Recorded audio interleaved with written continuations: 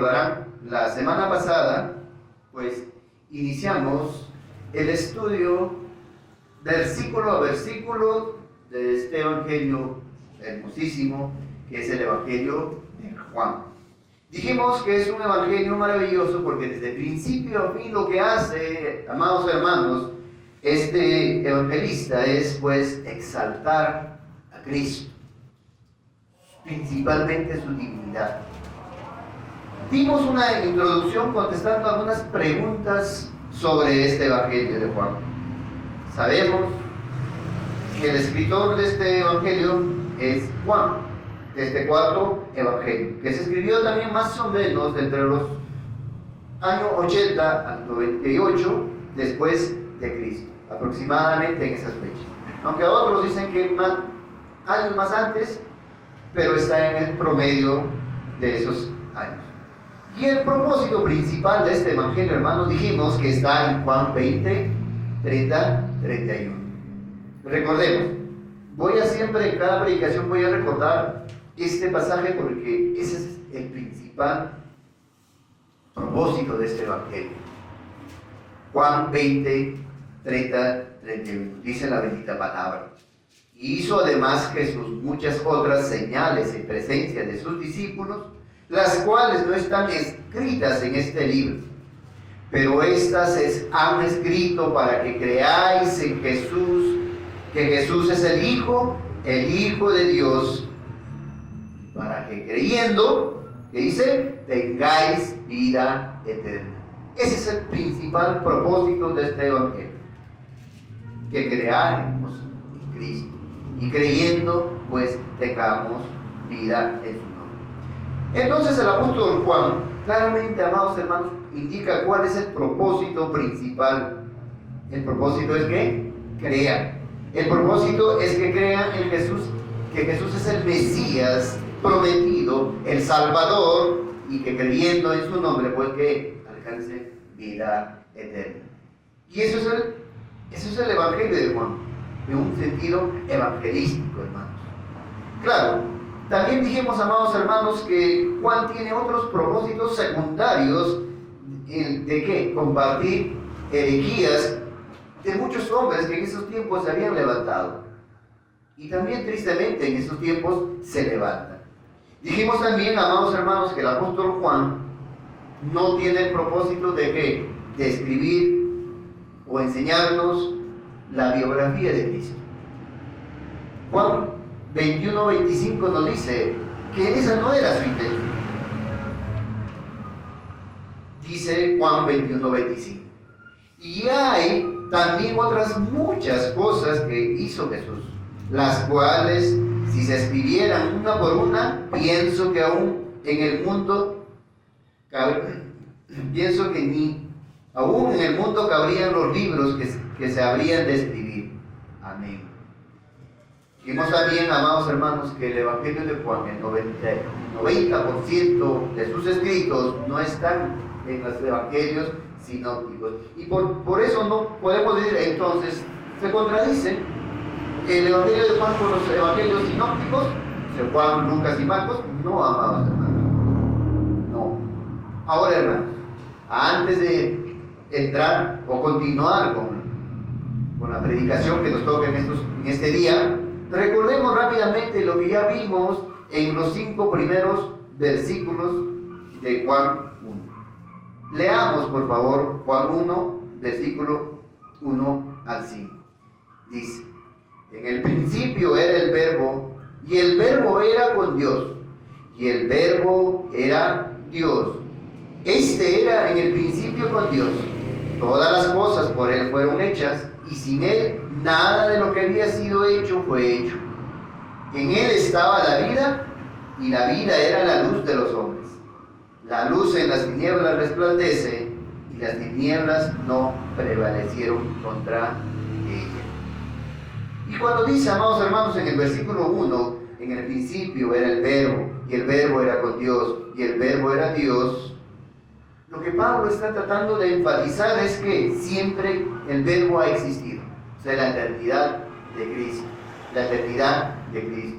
Asimismo, también hicimos el contraste o la analogía de que como Génesis también comienza, ¿no?, en su misma manera de escritura.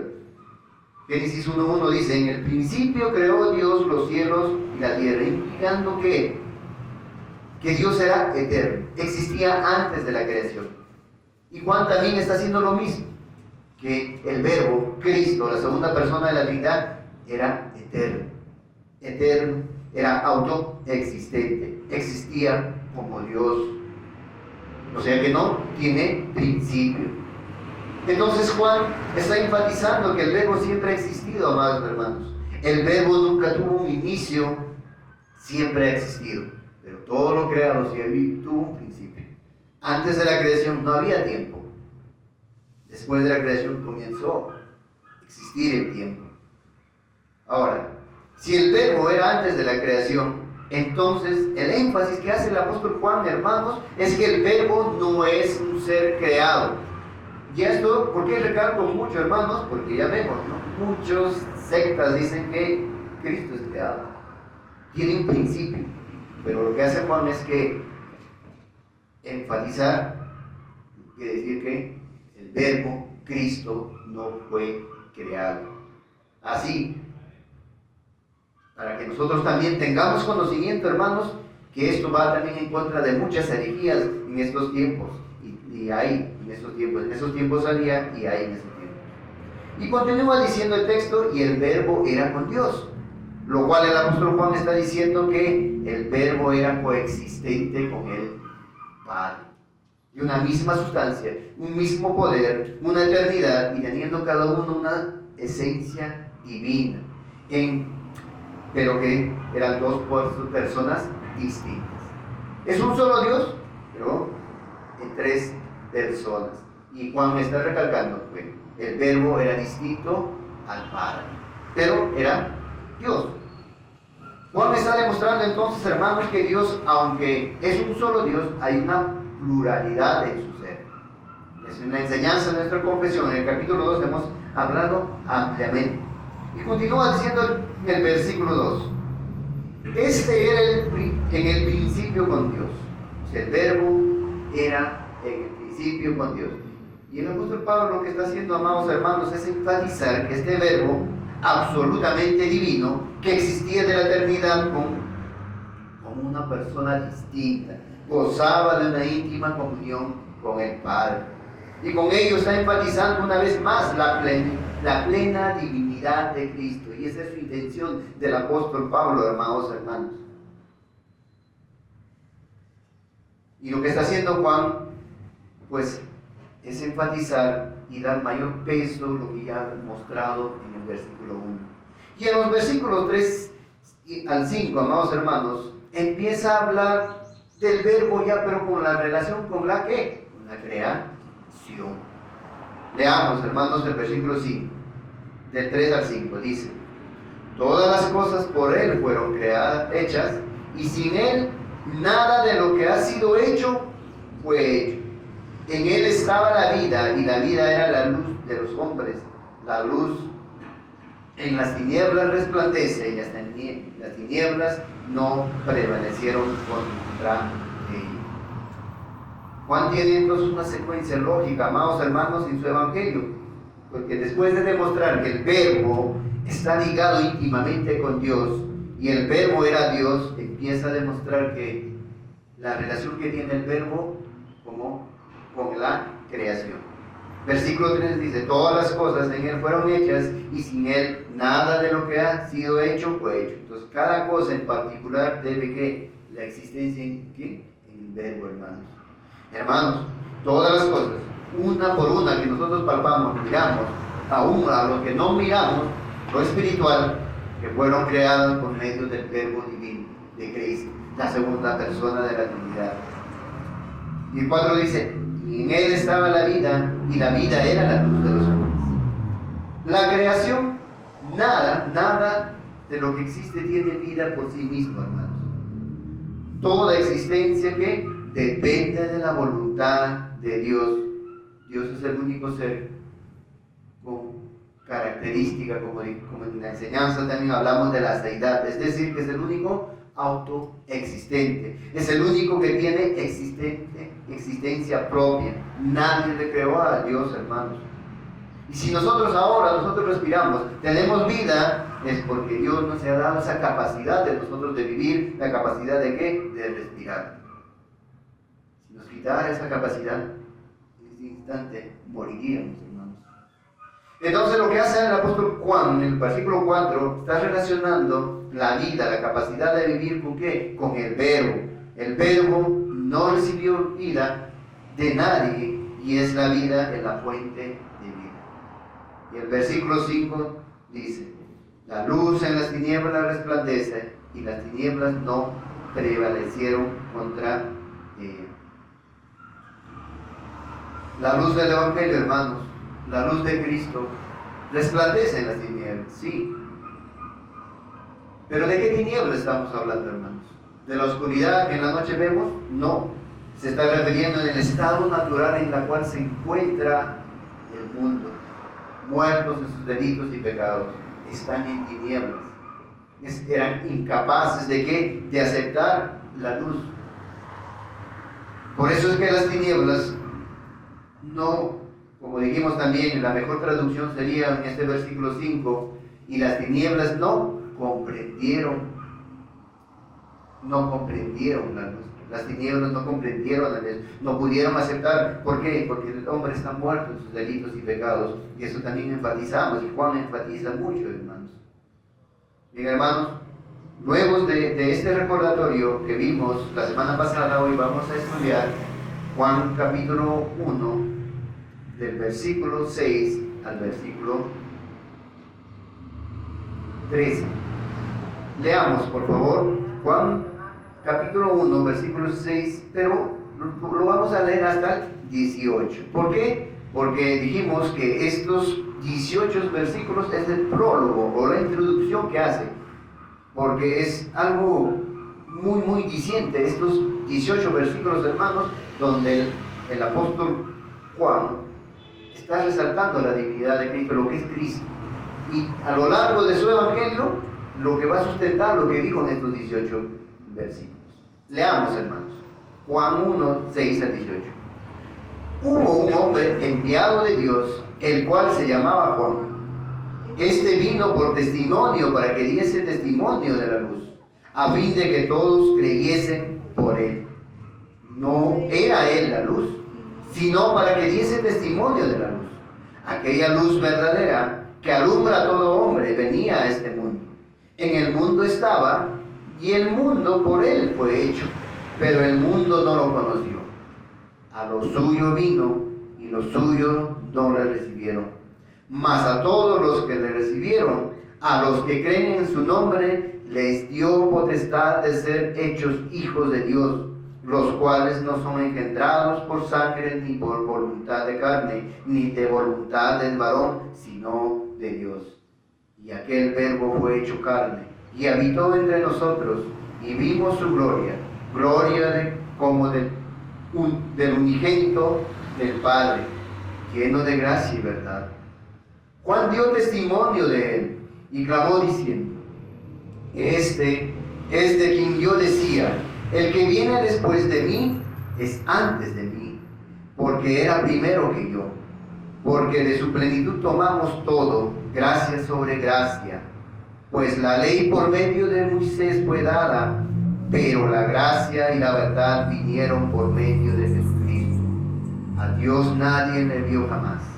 El unigénito Hijo que está en el seno del Padre, Él le ha dado a conocer. Señor, bendiga su palabra.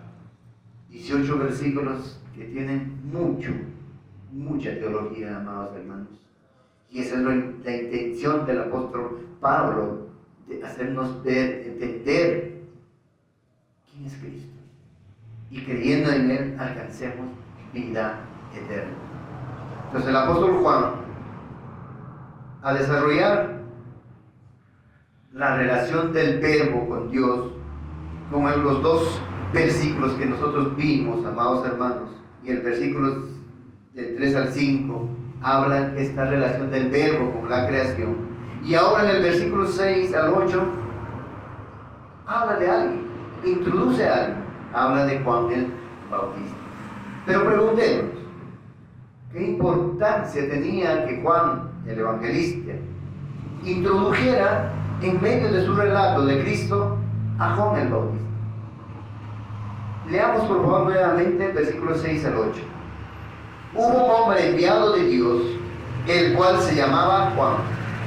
Este vino por testimonio, para que diese testimonio de la luz, a fin de que todos creyesen por él. No era él la luz, sino para que diese testimonio de la luz. Ahora el versículo 6 comienza diciendo, hubo un hombre. Recuerden eso, hermanos.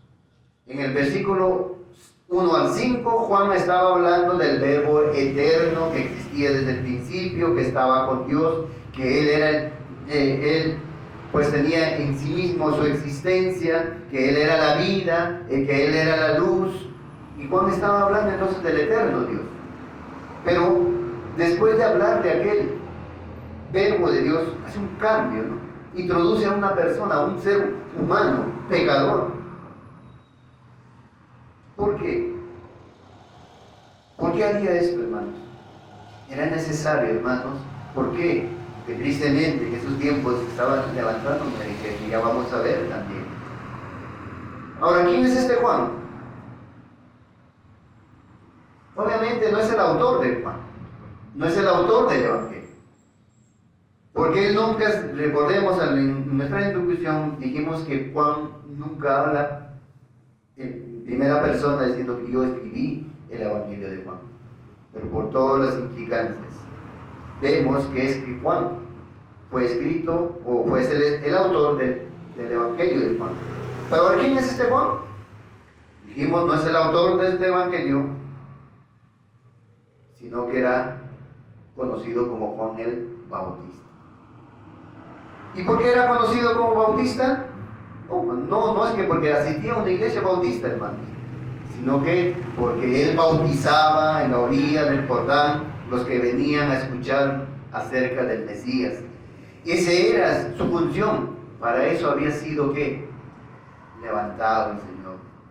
Para eso había sido encomendado por Dios.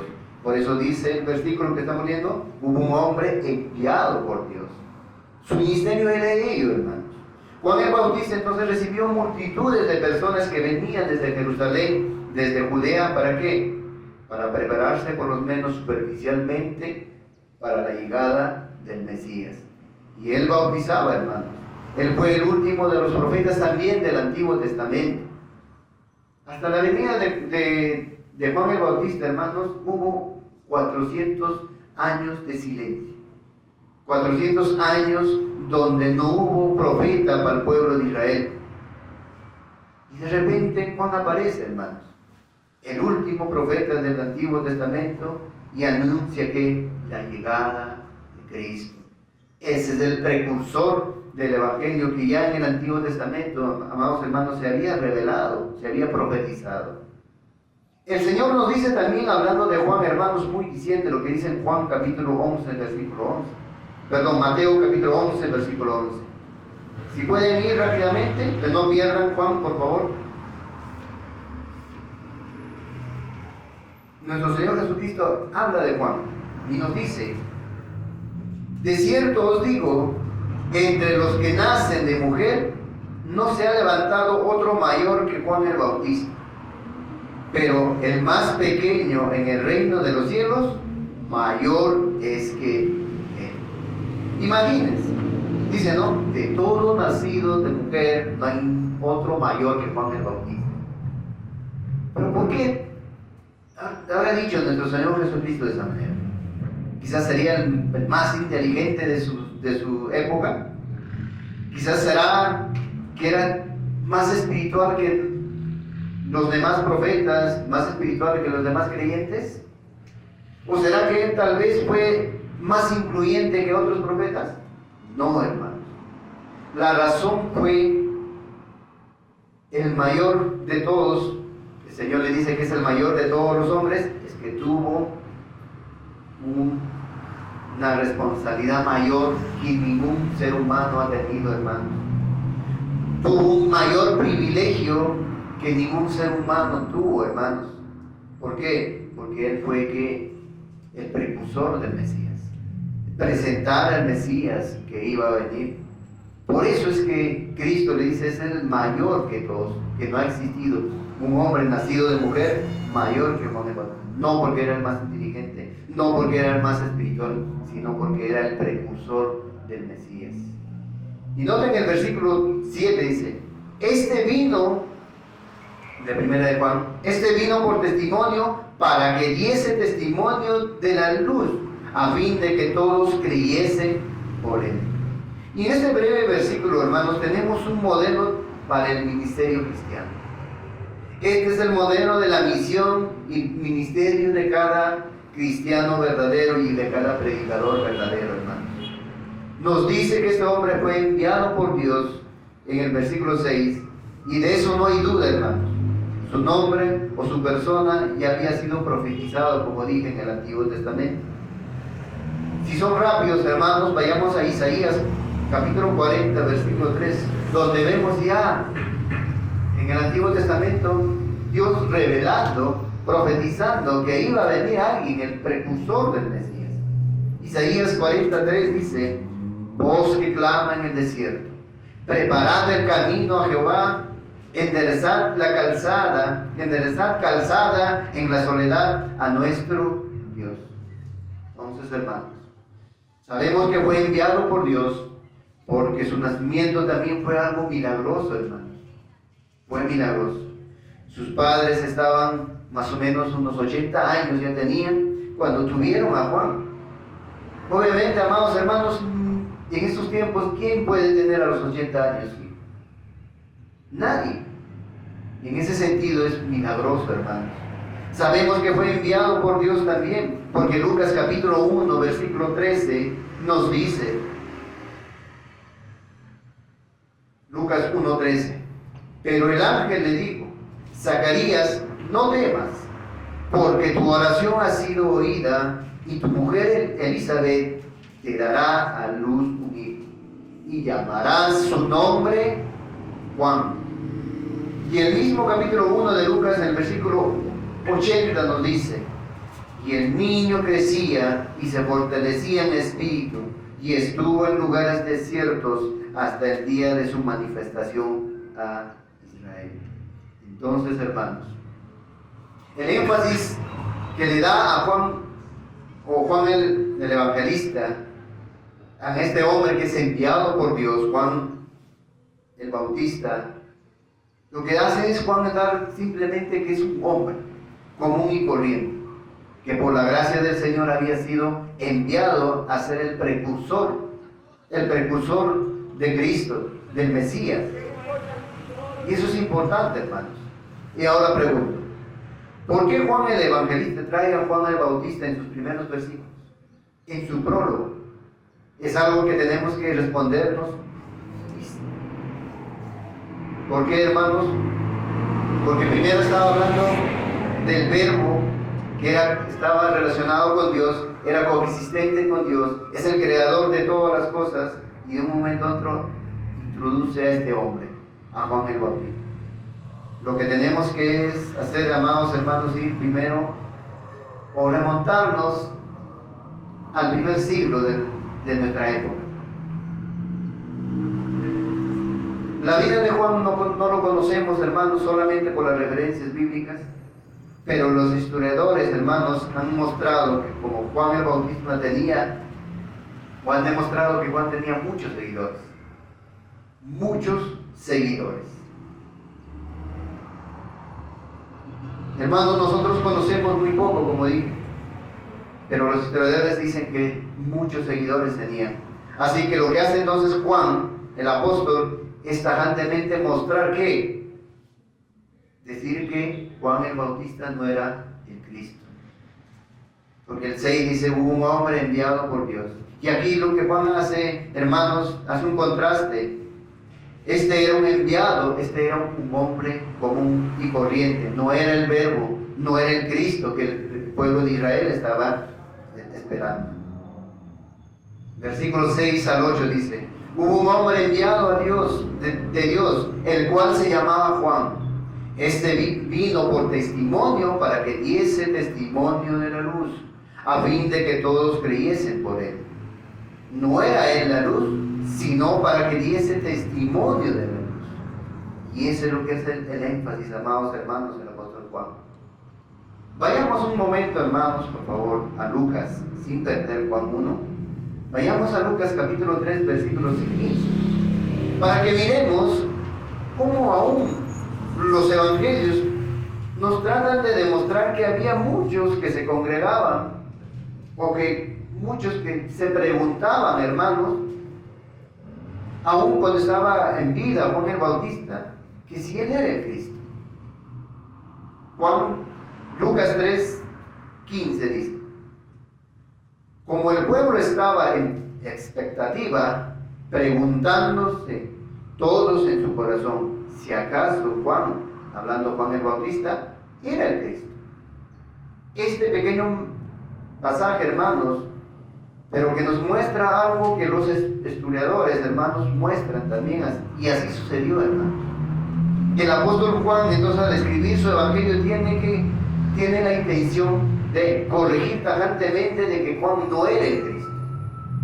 Tan fuerte fue esa expectativa, amados hermanos, que muchos pusieron en sus corazones y creían que Juan era el Cristo. Por ello vemos también que en Hechos, hermanos, personas que se habían bautizado en el nombre de Juan. Vayamos a Hechos 19:3.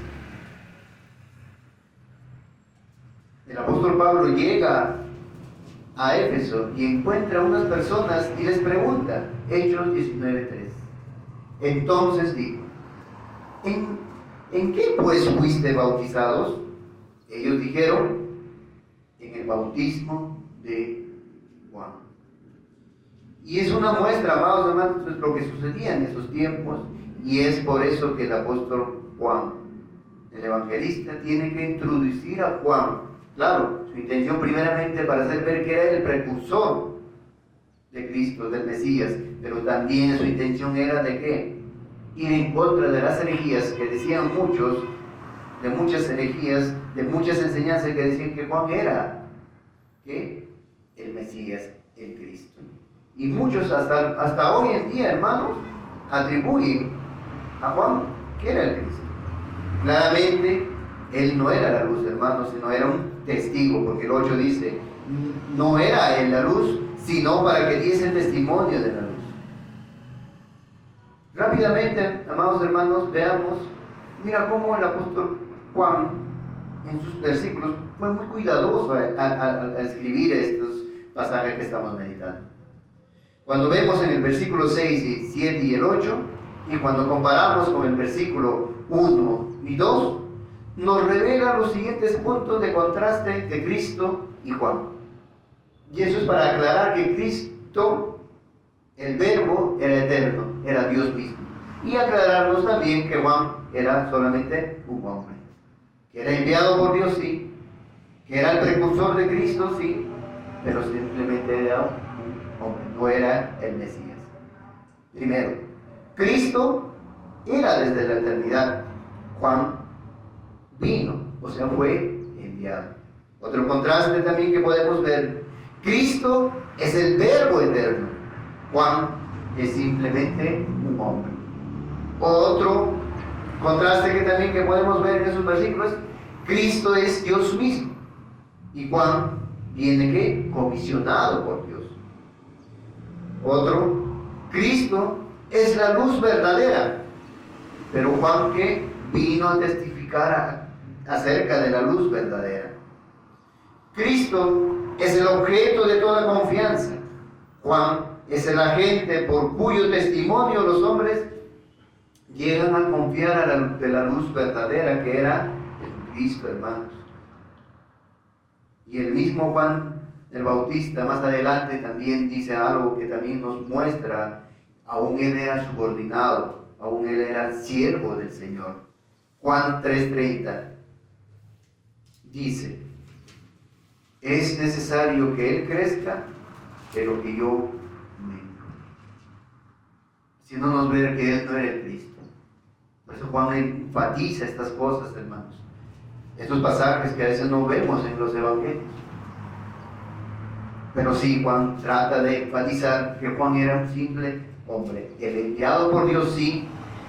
Tenía un excelente ministerio, sí. Pero no era el Mesías.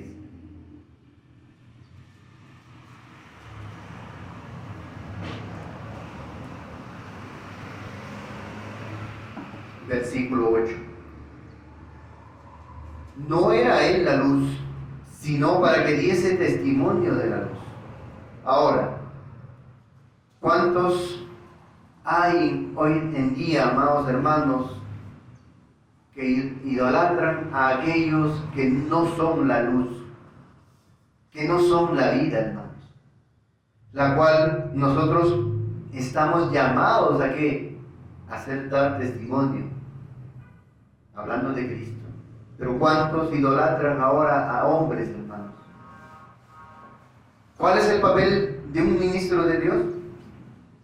¿Acaso darse la gloria a sí mismo? No, hermanos. ¿Hacer quizás crecer su nombre?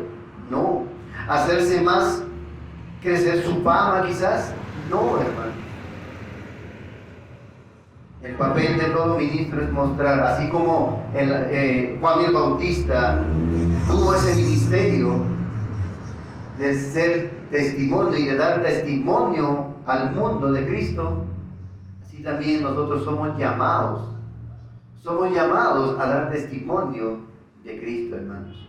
Pero tristemente hoy en día muchas congregaciones idolatran a sus pastores y tristemente no se conforman con ese cargo que es decirles pastor, sino ahora se llaman aún apóstoles, entre comillas.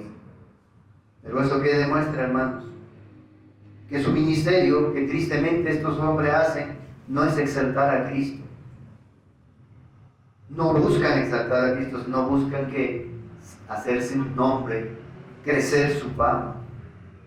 ¿No vemos en estos tiempos? Sí, hermanos. Entonces, amados hermanos, lo que nos muestra este versículo 8, no era Él la luz, sino para que diese testimonio de la luz, es que aún el ministerio de Juan el Bautista, siendo muy importante como lo resaltó nuestro Señor Jesucristo, solo su grandeza estaba en que daba testimonio, no de su grandeza, de su testimonio, sino en la grandeza de que Él había sido enviado para dar testimonio del Mesías que iba a venir después de Él. Por eso era el mayor de todos los hombres, hermanos. Mis hermanos, toda la gloria es para Dios, hermanos. El hombre no tiene gloria alguna, hermanos. Somos barro donde el Señor ha colocado su gracia, pero somos barros, simples barros, hermanos. No podemos gloriarnos, no podemos buscarnos. Ahora, continuando el relato, Juan, después de hablar de Juan el Bautista, empieza a mostrarnos otro punto principal de esta introducción, de este prólogo, hermanos. Y es que el verbo, ese verbo que era con Dios, ese verbo que era Dios, ese verbo que era la vida, era la luz del mundo, que todo por él subsiste, ese verbo se iba a encarnar. Y el apóstol Juan, desde el versículo 9 al 14, pero como dije, solamente vamos a meditar hasta el 13, porque un solo versículo, el versículo 14, no tiene mucho que decir, hermanos. Leamos el versículo 9 al 14 nuevamente. Aquella luz verdadera que alumbra a todo hombre venía a este mundo. En el mundo estaba y el mundo por él fue hecho, pero el mundo no lo conoció. A lo suyo vino y los suyos no le recibieron. Mas a todos los que le recibieron, a los que creen en su nombre, les dio potestad de ser hijos de Dios, los cuales no son engendrados de sangre ni de voluntad de carne, ni de voluntad de varón, sino de Dios. Y aquel verbo fue hecho carne y habitó entre nosotros, y vimos su gloria, gloria como del unigénito del Padre, lleno de gracia y verdad. El apóstol Juan, hermanos, en estos versículos enfatiza dos aspectos. Primer aspecto, lo que hace es enfatizar la tragedia de que todos los hombres lo rechazaron. Pero también otro aspecto que nos hace ver en estos versículos, hermanos, es que la gloriosa maravilla de que el Verbo, la segunda persona de la Trinidad, se va a hacer carne. Versículo 9. Aquella luz que alumbra a todo hombre venía a este mundo. Cristo ilumina a todo hombre, hermanos, que oye el Evangelio. Es decir, y esto es importante entender, hermanos, al nosotros predicar el Evangelio, todo el consejo, el Evangelio a toda criatura, hermanos, lo que hace es, Cristo ilumina, imparte en cierto grado, hermanos, la comprensión en asuntos espirituales, pero que no resulta en ¿qué? En salvación. Todos aquellos cuyos oídos y mentes, hermanos, cuando escuchan el Evangelio de salvación, la mayoría no responde. No responde favorablemente. Muchos de los que tienen la luz prefieren que las tinieblas. Por ahí dice, en el mundo estaba, pero el mundo no la recibió. Tuvieron el privilegio de escuchar su Evangelio. El pueblo de Israel tuvo el privilegio de ver a la luz, a la vida, al Verbo de Dios, pero porque estaban en tinieblas, no abrazaron. Esto podemos decir también, hermanos, con seguridad, ya que esta explicación armoniza con el contexto que sigue. Vemos también los versículos 10, 11 y 12. Hacen referencia, hermanos, de que algunos rechazan, pero otros lo reciben. ¿Por qué será? Reciben con una actitud. Porque el obrar de Dios, que es soberano, por su Santo Espíritu, cuando es predicado el Evangelio, Él les da la capacidad de comprender, de abrazar esa luz, hermanos, del Evangelio. En ambos casos, hermanos, se trata del mismo Evangelio glorioso de salvación. Pero como dice Mateo capítulo 20, versículo 16, así los primeros serán postreros y los postreros primeros. Porque muchos son los llamados, llamamiento externo, general, como se dice, mas pocos los escogidos. Y los escogidos son aquellos que, pues, en su soberano obrar de Dios, van a comprender el Evangelio, van a abrazar esa luz, van a mirar al Cristo Redentor, hermanos. Y así en el versículo 10 vemos que Cristo, en medio de la humanidad que no lo conoce, que no lo recibe, y en el versículo 11 también se le presenta como habiendo venido a su propio pueblo, pero por su propio pueblo, ¿qué hacía? Lo rechazó, hermanos, no lo recibió. Pero siempre recalcando de que hay excepciones, hermanos, como lo indica también el versículo 12. Algunos lo aceptan, pero solo por el obrar soberano de Dios en estas personas que aceptan la luz del Evangelio. Versículo 10. En el mundo estaba, y el mundo por él fue hecho, pero el mundo no lo conoció. En el versículo 10, Juan, el evangelista, condensa todo el tiempo de la presencia de Cristo, hermanos, en el mundo. Pero podemos señalar dos diversos usos de este término. Mundo. En el Evangelio de Juan, aquí en el versículo 10 y 11, hermanos, se refiere a la humanidad. Esto es importante entender, porque a veces la palabra mundo en las Escrituras se escribe a todo lo creado, a todo lo que podemos palpar, las plantas, los pájaros, los animales, los peces, las montañas, los cerros. Pero en este Evangelio, en esta parte de su relato de Juan, está hablando de ¿qué? De la humanidad. Creada por el Verbo, sí, pero que se alejó de Cristo. Y el vocablo, amados hermanos, es cosmos. Pero no se refiere, como dije, a árboles, a todo lo creado, sino se refiere que al hombre.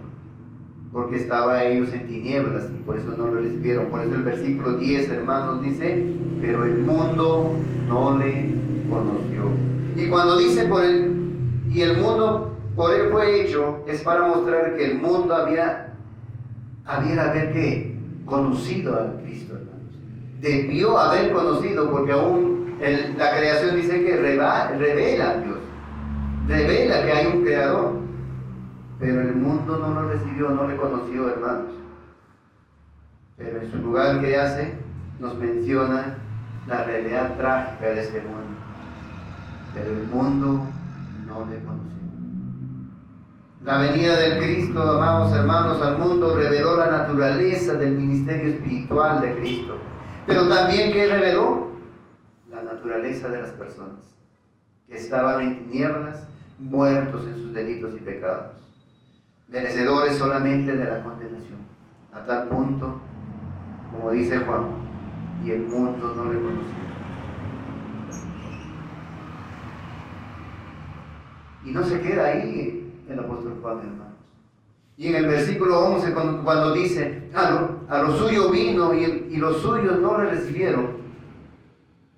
Hoy día providencialmente leímos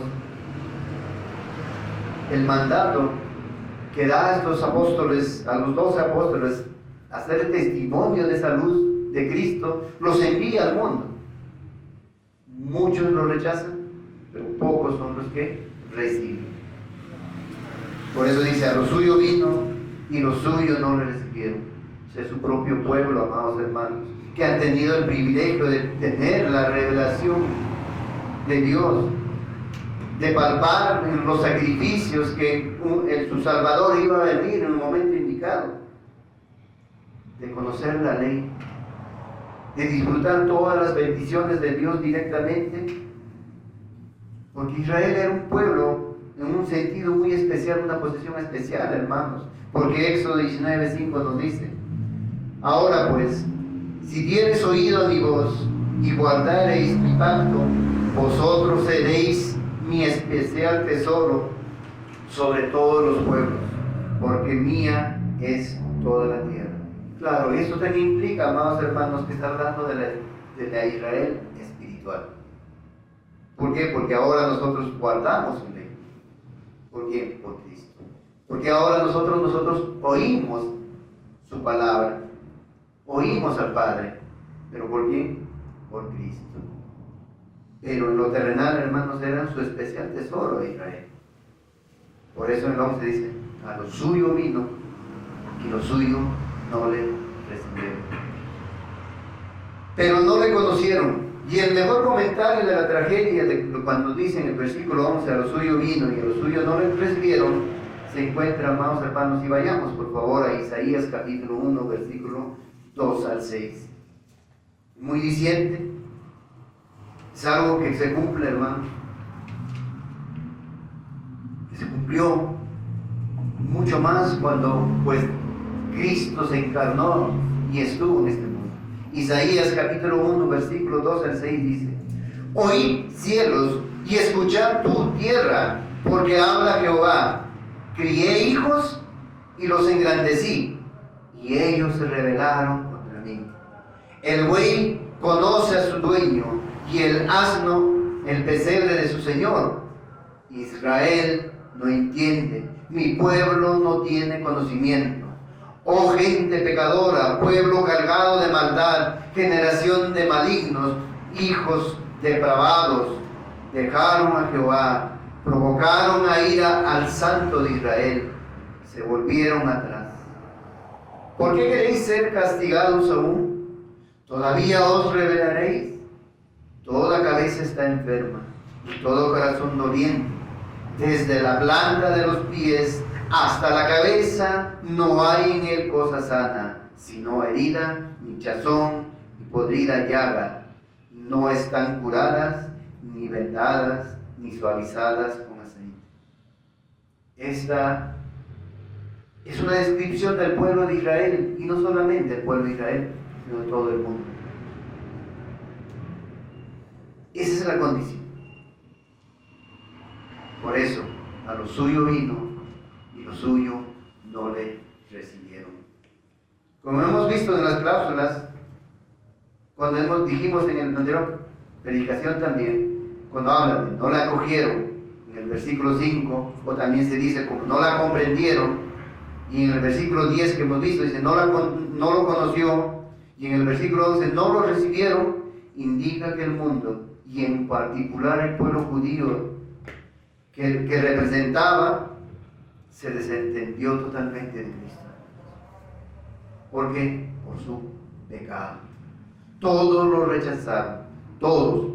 Claro, hermanos, con la excepción de quienes hace referencia también en los versículos 12 y 13. Nicodemo era un principal entre los judíos. Vino a Cristo de noche. Muchos comentaristas teólogos dicen que porque tuvo miedo de su pueblo.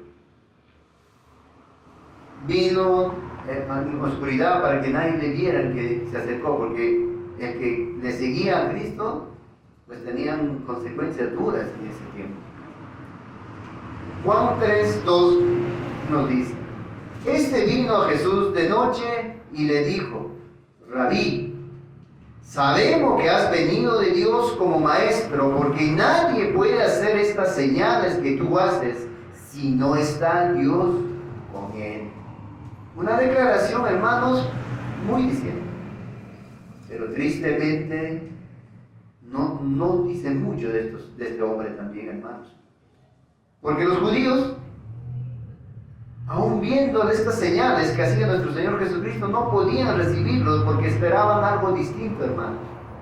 Los judíos querían que el Señor, el Mesías, su libertador, el que viniera, que les librara ¿de qué? Del yugo romano, hermanos. No un Cristo que les librara del pecado. ¿Y por qué, amados hermanos, solamente buscaban que ser libertados del yugo romano y no que le libere Cristo del yugo del pecado? Porque ellos se creían justos. Ellos se creían que no eran pecadores. Ellos se creían pues que supuestamente obedecían toda la ley. Entonces, ¿para qué un Cristo que les libera de la esclavitud del pecado? Por eso que ellos, en su ceguedad espiritual, en su oscuridad que vivían, en sus tinieblas, no acogieron a Cristo. Para ellos, hermanos, no era el problema el pecado. Como dije, porque ellos se creían santos, justos. ¿Para qué un Cristo que los salve del pecado? Según ellos cumplían la ley, ellos necesitaban, o lo que estaban esperando es alguien a quien les podía liberar del yugo romano y no de su pecado. Ahora, mis hermanos, pregunto: ¿cuál es el Cristo que tú has aceptado en tu vida? ¿Cuál es el Cristo que tú has recibido en tu vida? ¿Es el Cristo que te va a resolver todos tus problemas terrenales? ¿Por eso buscas a este Cristo? ¿O solo por eso estás buscando? Cuidado. Y quizás ese evangelio te han predicado: ven a Cristo y tus problemas se van a solucionar. Ven a Cristo que vas a tener abundancia económica, eres pobre y serás rico. Ven a Cristo que nunca te vas a enfermar. Ven a Cristo que no vas a sufrir tragedias en tu vida. ¿Es el Cristo que tú has abrazado? Cuidado. Ese no es el Cristo de las Escrituras. El Cristo de las Escrituras, amado hermano o hermana, es aquel que ha venido a libertarte del poder y la esclavitud del pecado. Te ha venido a libertarte ¿de qué? De ese poder y de las consecuencias del pecado, para darte vida eterna. A lo suyo vino y lo suyo no le recibieron. Nos hace ver la condición, la naturaleza del hombre. Cristo revela toda esa condición del hombre, pero en el versículo 2, pues también nos hace ver la misericordia de Dios. Su misericordia soberana de Dios. Versículo 12. Mas a todos los que le recibieron, a los que creen en su nombre, les dio potestad de ser hijos de Dios. Es triste, pero todas las personas, hermanos, pregunta cualquiera, todos dicen, yo soy hijo de Dios. Yo soy hijo de Dios, dice. Por el hecho de que fueron creados por Dios, ya son, dice ellos, dignos de ser hijos de Dios. Pero entendamos, hermanos, somos criaturas de Dios porque Él nos creó. Somos su creación. Pero hijo, solo uno. ¿Quién? Jesús. Porque comparte la misma esencia, pero los demás, como dice el versículo 2, hermanos, los que creen en su nombre, les dio potestad de ser hechos hijos de Dios. No es algo natural, hermanos. No es algo que nos ha dado ese derecho, hermanos, que hay algo inherente en nosotros. No es que nosotros tengamos la habilidad de ser hijos de Dios. Ese estatus, hermanos, ese privilegio de ser hijos de Dios nos ha sido otorgado por sola misericordia del Señor, por pura gracia. Ten cuidado en entender, porque soy creación de Dios, entonces soy hijo de Dios. Cuidado, el único es Cristo. Tan cuidadoso, amados hermanos, es el apóstol Juan cuando en sus escrituras, cuando él habla de la relación de Dios con su relación de Dios e hijo con Jesús, o como padre e hijo con Jesús, y padre e hijo con todos los que creen en Jesús, no utiliza, amados hermanos, el misma palabra o la misma término, hermanos. Cuando el apóstol Juan habla de la relación de padre e hijo con Jesús, utiliza la palabra griega Dios. Y cuando utiliza la relación de padre e hijo con las demás criaturas que están unidas a Cristo, o sea, los creyentes, y por tanto les ha dado potestad de ser hijos de Dios, hijos adoptados en Cristo, como también vamos a aprender en nuestra enseñanza de la confesión, Dios utiliza la palabra griega tecna. Es distinto, porque el único hijo es Cristo. Y si nosotros somos ahora hijos, es por adopción, por Cristo. Esto salta, al ver todas estas cosas, salta una pregunta, hermanos. ¿Y de quién son los hijos aquellos que no creen en Jesucristo? Si nos ha dado la potestad, porque creemos en el nombre, porque creemos en Cristo, nos ha dado la potestad de ser hijos de Dios. ¿Y qué de aquellos que no creen en su nombre? La respuesta nos da el mismo Señor Jesucristo, hermanos. Vayamos por favor a Juan capítulo 8. Vamos a leer desde el versículo 39 al 44. Juan capítulo 8, de 39 al 44. Dice, respondieron y le dijeron, nuestro padre es Abraham. Jesús le dijo, los fariseos, los saduceos, los judíos, pues se jactaban de ser descendientes de Abraham, de ese linaje, como el pavo real, se jactaban de ser descendientes de Abraham. Pero el Señor Jesucristo, Jesús les dijo, si fueres hijo de Abraham, las obras de Abraham haríais. ¿Qué hizo Abraham? Obedeció. Por eso la fe se demuestra con obras, hermanos. Como dice Santiago, la fe sin obras es muerta. Jesús les dijo, si fueres hijos de Abraham, las obras de Abraham haríais.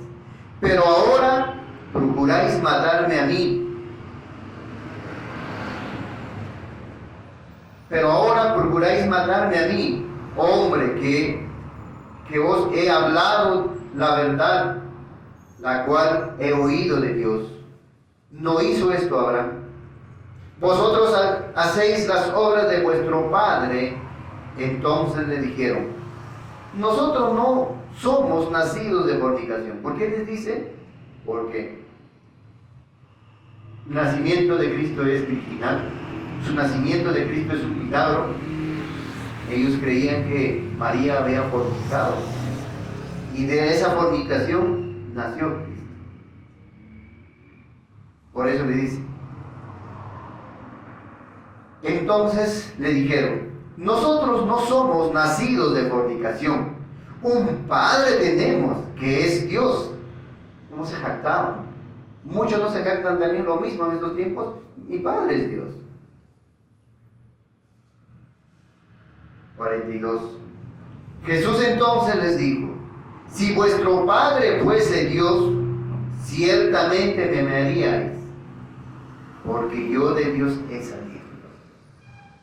Como el apóstol Juan siempre recalca, pues, que vino enviado de Dios, hablando de su dignidad, hermanos. Siempre en cada versículo que ustedes hablen del Padre, relaciona con el Hijo, siempre el apóstol Juan va a tratar de resaltar, de enfatizar de que Cristo es divino también, hermano.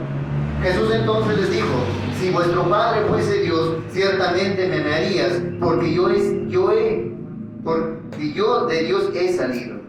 Y he venido, pues no he venido de mí mismo, sino que Él me envió. ¿Por qué no entendéis mi lenguaje? Porque no podéis escuchar mi palabra. Versículo 44. Y esa es la condición en estos momentos. Si tú no has abrazado la fe, si tú no has aceptado a Cristo en tu corazón, esta es tu condición. 44. Vosotros sois de vuestro padre el diablo, y los deseos de vuestro padre queréis hacer. Él ha sido homicida desde el principio y no ha permanecido en la verdad, porque no hay verdad en él. Cuando habla mentira, de suyo habla, porque es mentiroso y padre de mentira. El incrédulo hace la voluntad de su padre, vive en sus deseos de su carne, vive sumido en su pecado. Cristo tajantemente dice: vosotros sois de vuestro padre el diablo. Por eso digo, en el mundo hay dos clases de personas: que es hijo de Dios adoptado en Cristo, o que está, ¿qué? Es hijo del diablo. También otros teólogos dicen: hay dos clases de personas: el que está en Adán y el que está en Cristo. El que está en Adán, sabemos, a causa del pecado, están o son hijos del diablo. El que está en Cristo, somos hijos adoptados nada más por adopción, hermanos. La relación íntima que tienen entonces las personas que no tienen la capacidad de ir al Señor y entregar su vida, es que están unidos íntimamente a Satanás, hermanos. Es que sé que es duro, pero sí, hermanos, porque los deseos solamente del diablo quieren hacer. ¿De quién son los hijos? Aquellos que no comprendieron la luz del Evangelio, de su padre el diablo, porque las obras de su padre quieren hacer, es decir, ir en contra de la voluntad de Dios. Y eso nos une entonces, o los une a ellos íntimamente al diablo. Y esa es la condición, o esa es la condición de ti si tú no estás en Cristo. Esa es tu condición. Vayamos por favor a Efesios capítulo 2,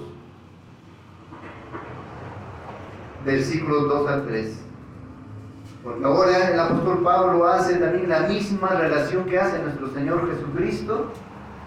Primero le da gracias a Dios de donde nos ha sacado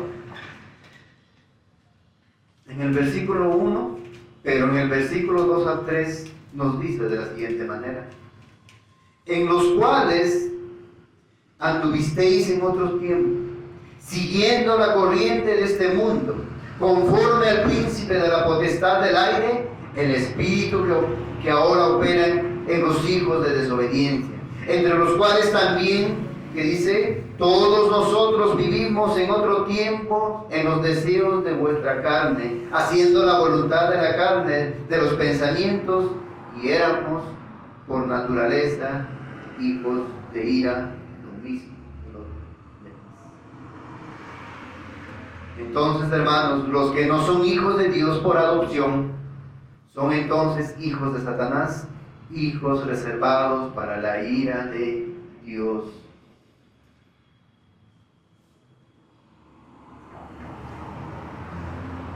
Ahora, hay algo también que quiero decir.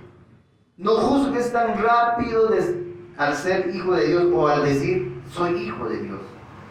Porque el apóstol Juan también dice el versículo 12, mas a todos los que le recibieron, a todos los que creen en su nombre, les dio potestad de ser hijos de Dios. Y cuando dice a los que creen en su nombre, ojo, no es saber, amados hermanos, o conocer en nuestra mente intelectualmente de que pues ha existido un Cristo histórico, un Jesús histórico. No es saber que hubo un Jesús que dijo ser el Hijo de Dios y que entregó su vida por los pecadores. Eso lo conoce todo el mundo. Cuando dice a los que creen en su nombre, hermanos, es aquella persona que ha depositado su vida, su confianza en la implicación de esta afirmación, hermano. O sea, todos aquellos que le recibieron, reconocieron y le dieron la bienvenida a la luz. En contraste de aquello que no le recibieron. La fe es creer, hermano. Confiar. ¿En qué? ¿O en quién? En Cristo. En Cristo plenamente confiamos en Él. La fe se ve, hermanos. Vayamos por favor a Santiago 2. Es necesario hablar de fe también, hermanos, porque muchos dicen yo tengo fe en Cristo, pero su fe es muerta, porque no se evidencia por las obras. La fe en Cristo se ve, hermanos. Santiago capítulo 2, versículo 20 al 23 dice: mas, ¿quieres saber, hombre vano, que la fe sin obras es muerta? ¿No fue justificado por las obras Abraham, nuestro padre, cuando ofreció a su hijo Isaac sobre el altar? ¿No ves que la fe actuó juntamente con sus obras y que la fe se perfeccionó con las obras? Y se cumplió la escritura que dice: Abraham creyó, fe, y le fue contado por justicia y fue llamado amigo de Dios. La fe se demuestra con obras, hermanos.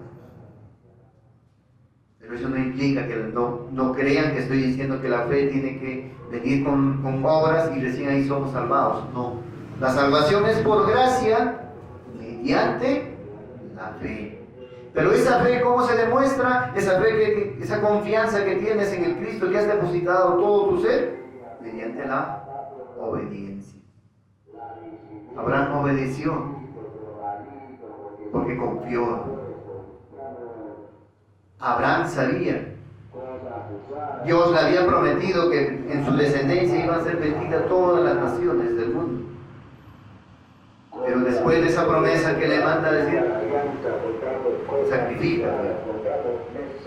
Si no hubiera creído, no hubiera obedecido.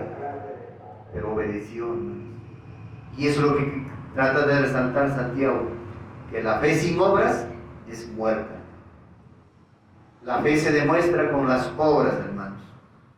Por ello, hermanos, muchos pueden decir, tengo fe en Jesús, tengo fe en Cristo, pero su vida dice lo contrario, hermanos. Sigue viviendo ¿en qué? En pecado, practicando el pecado. Y eso es un engaño, hermanos. Ahora el versículo 12 termina diciendo: les dio potestad de ser hechos hijos de Dios.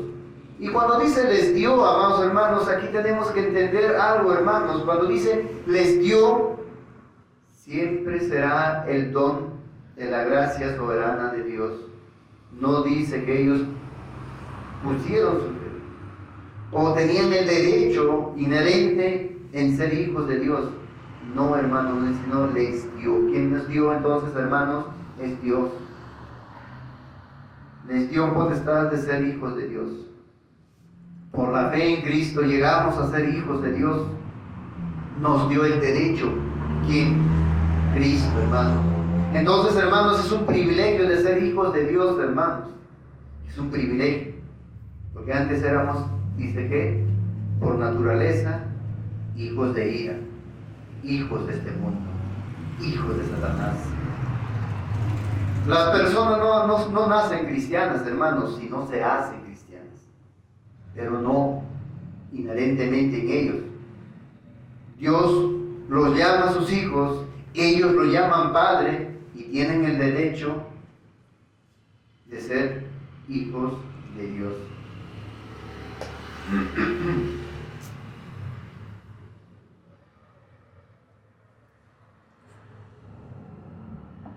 Si nosotros tenemos derecho de ser hijos de Dios, no es porque algo Dios vio en nosotros, hermanos. El privilegio de la adopción se debe enteramente a nuestro Señor Jesucristo, hermanos. Él dio ese poder a quienes creen en su nombre. Dios es su Padre. Por tanto, por eso con confianza nosotros podemos acercarnos hasta el trono de gracia y decirle, Padre. Con toda la reverencia que eso debe ser, hermanos. Versículo 13. Y con este versículo terminamos, hermanos. Los cuales no son engendrados de sangre, ni de voluntad de carne, ni de voluntad de varón, sino de Dios. Es algo hermoso lo que hace Juan, hermanos. Primero nos dice que a los que creen en su nombre, dice más, a todos los que recibieron, a los que creen en su nombre, les dio potestad de ser hijos de Dios. Alguien podría decir, entonces, pues tengo el derecho de ser hijo de Dios. Que por mí mismo, entonces yo puedo ir a correr a Cristo, como dicen los arminianos. Es inherente que nosotros tenemos fe para poner en Cristo, y si queremos lo rechazamos. Pero el versículo 13 rompe con todo eso, hermanos. A los cuales, dice, no son. ¿De quién está hablando? De aquellos que creen en su nombre, de aquellos que son o tienen la potestad de ser hijos de Dios. Dice, los cuales no son engendrados de sangre, ni de voluntad de carne, ni de voluntad de varón. ¿Cómo termina, hermanos? Sino de Dios.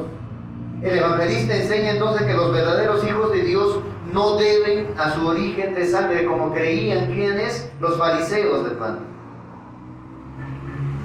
No sé, los verdaderos hijos de Dios no se deben a su origen, hermanos, a su descendencia física, por ejemplo, de Abraham, o porque de repente quizás yo he nacido en una familia cristiana, entonces tengo el derecho de ¿qué? De ser hijo de Dios. No, hermanos. Ni de voluntad de carne, o sea, en el deseo carnal, ni de voluntad de varón, en el instinto procreativo que ha dado al hombre. No, hermanos, sino tajantemente, dice Juan, sino solo de Dios.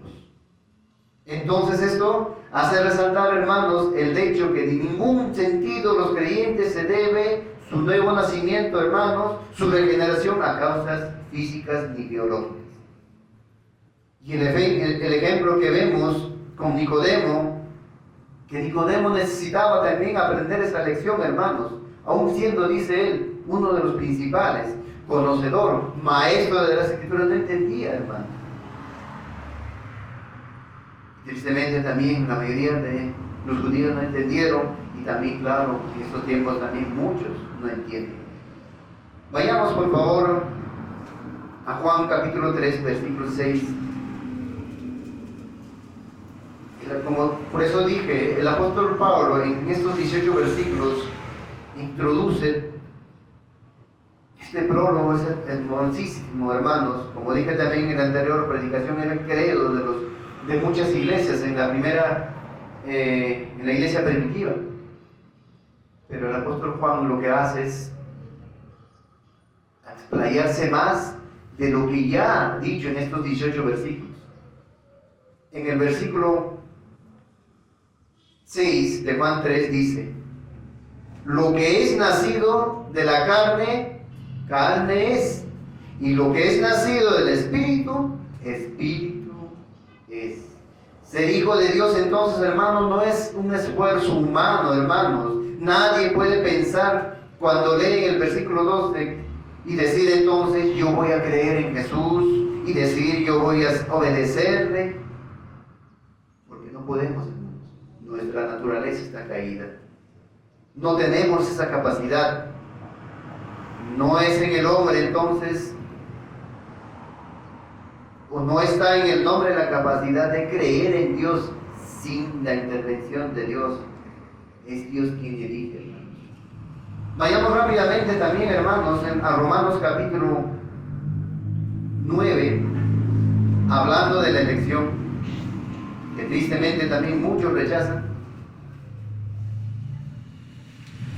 Romanos capítulo 9, versículo 15 al 16,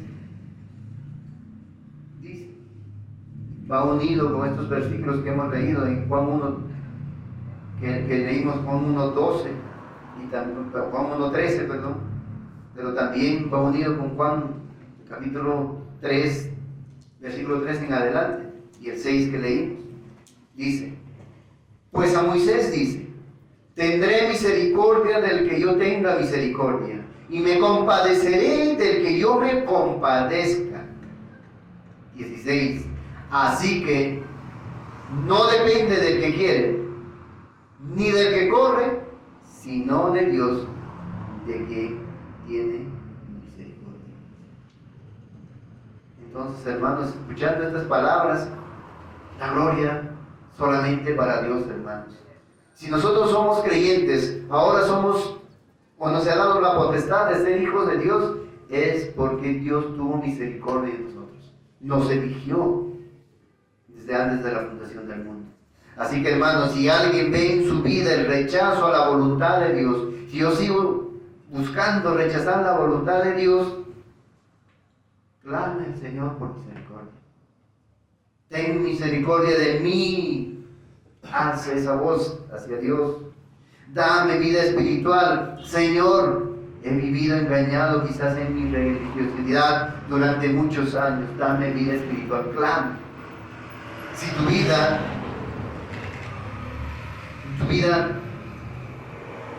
lo que hace es ir en rechazo a la voluntad de Dios, clame a Dios por misericordia. Si te has confesado ser hijo de Dios, y has abrazado a Cristo, como tristemente muchos predican, un Cristo que te soluciona solamente los problemas de este mundo, que te ayuda en las cosas de este mundo, pero nunca te predicado el arrepentimiento del pecado, clame a Dios por misericordia. Clame. Bien, hermanos, en resumen, lo que hemos visto el día de hoy, los versículos 16 al 13 de Juan capítulo 1, estos versículos nos muestran que la luz verdadera, el objeto de la fe, es infinitamente más gloriosa que Juan el Bautista, hermanos. Este había recibido una comisión de Dios, de parte de Dios, de dar testimonio acerca de esa luz. Nada más, eso ha enfatizado el apóstol Juan. Juan el Bautista testificaba aquella luz verdadera, cuyo evangelio de salvación se anunciaba a todos los hombres, sin distinción de nación o raza. Y Cristo estaba a punto de entrar en su ministerio público, hermanos. Pero Juan, mirando hacia atrás, viendo la presencia de la luz verdadera en medio de las tinieblas de este mundo, declara: en el mundo estaba, y el mundo por él fue hecho, pero el mundo no le conoció. Pero también va en el tiempo, en ese instante de que Cristo se iba a encarnar, dice: a lo suyo vino y lo suyo no le recibieron. Pero a pesar de ello siempre han existido excepciones, hermanos. ¿Podemos decir entonces todo el pueblo judío ninguno fue salvado? No, hermanos, hubo excepciones. Por eso, unido a estos versículos, el versículo dice: mas a todos los que le recibieron, a los que creen en su nombre, les dio potestad de ser hijos de Dios, es decir, de ser transformados de ser transformados cada vez más y más a la imagen de Cristo, hermanos. Y esas personas no se jactan de sus antepasados físicos, hermanos, o de su raza o de su nacionalidad, como lo hacían los fariseos o los saduceos. Se jactaban de ser descendientes de Abraham. Se jactaban.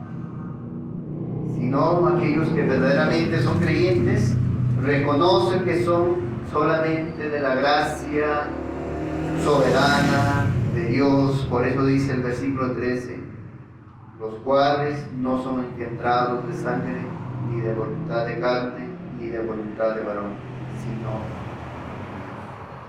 gloria a Dios por ello, hermanos. Y para terminar, por favor, leamos todos Juan 1, del versículo 6 al 13. Leamos, por favor, hermanos. Hubo un hombre enviado de Dios, el cual se llamaba Juan. Este vino por testimonio, para que diese testimonio de la luz, a fin de que todos creyesen por él. No era él la luz, sino para que diese testimonio de la luz. Aquella luz verdadera que alumbra a todo hombre, venía a este mundo. En el mundo estaba, y el mundo por él fue hecho. Pero el mundo no le conoció. A lo suyo vino, y los suyos no le recibieron. Mas a todos los que le recibieron, a los que creen en su nombre, les dio potestad de ser hijos de Dios, los cuales no son engendrados de sangre, ni de voluntad de carne, ni de voluntad de varón, sino de Dios. La gloria enteramente es para Él, para nuestro Dios. No nos jactemos, hermanos. Si somos creyentes, la gloria enteramente es para Dios. Nosotros debemos obrar en obediencia, a vivir conforme a su voluntad. El Señor nos ayude, amados hermanos. Vamos a orar.